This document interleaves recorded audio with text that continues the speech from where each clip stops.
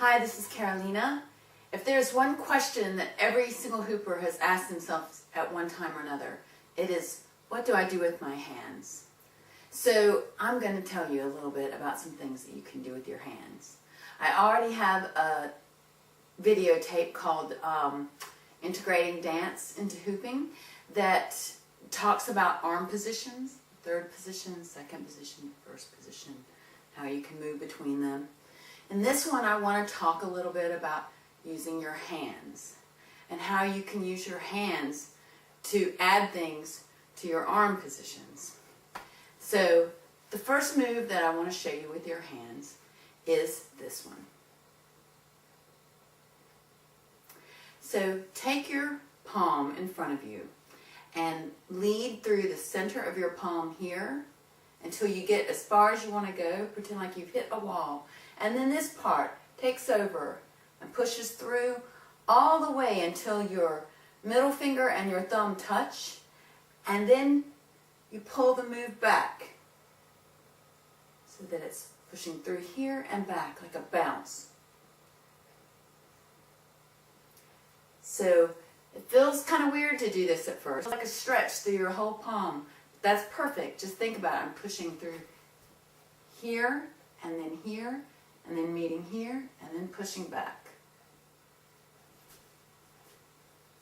So once you start to get this, you can do it high above the head. You can do it out to the side. You can do it up from the bottom. You can do it under the chin. You can do it so that they cross, cross, cross, cross, turn and flick.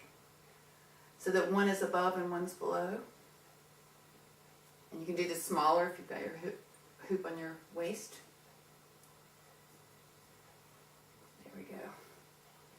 Like you're coming together and pulling a string between them. So once you start to get this, it becomes a hand move that you can integrate into your hooping. Another one that I like a lot is to take my hand out in front. I might even start it with that hand move. And then let my hand come up the opposite side of my body, around my head, and out. So it's just up, around the face, and out. You can also come up, under the face, and out. So these are all just ways that you can move your arms, integrating these movements.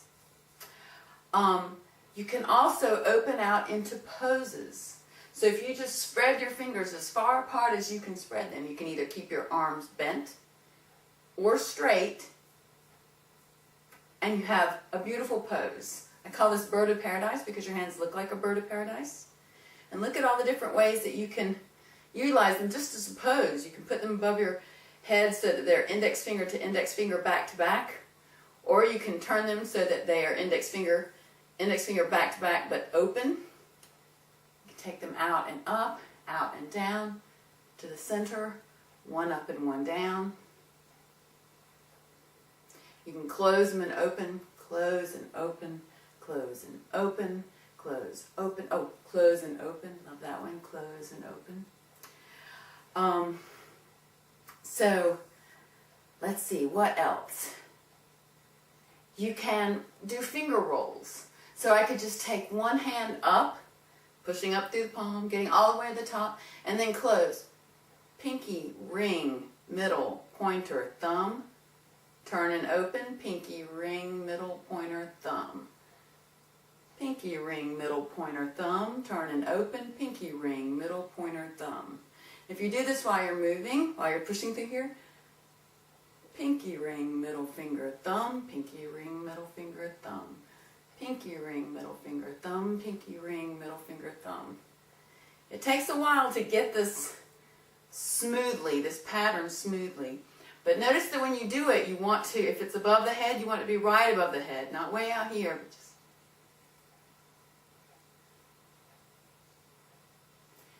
Okay, let's see, what else? Oh, if we've got two of these. And that's alternating them, so I'm just going one in front, the other in front.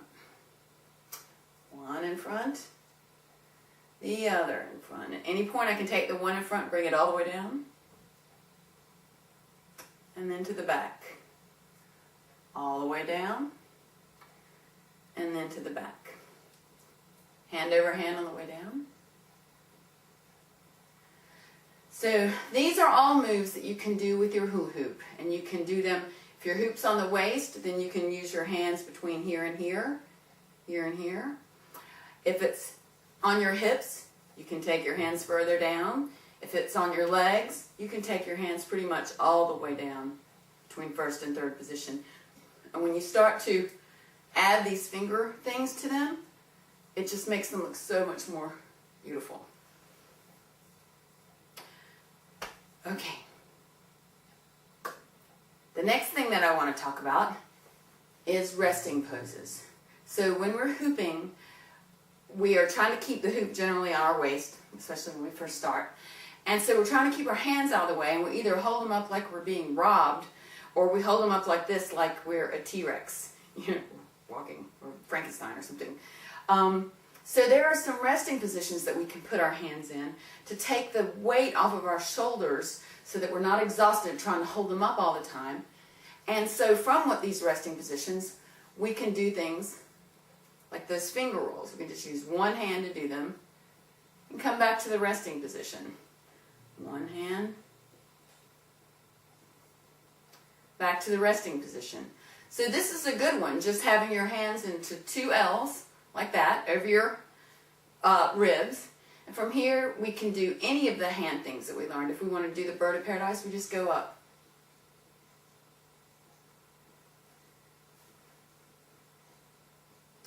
If we want to do the bird of paradise to the side, we just open out. Open out. Open to the front. We can also do one that's much more flamenco-y, but is still resting the hands in the same area, and that is to take your two fists, place them on your ribs, and then direct your elbows out. Keep your shoulders down low. And from here, you can reach out to the front like you're turning off a faucet in the bathtub and go pinky, ring, middle, index, thumb, back, and down. In flamenco, I call that picking apples. You're reaching out and you're either going in and picking an apple and bring it back, or going out and picking an apple and bring it back. So you choose which one you like the most. Mix them up, do them both at the same time, or just rest and do one.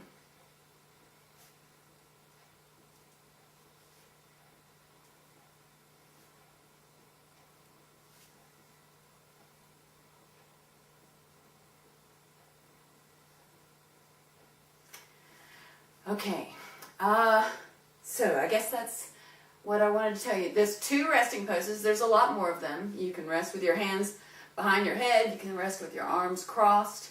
You can rest with your hands in prayer pose. Or I prefer, instead of prayer pose, to let them slide on top of each other so that one is above and one's below like this.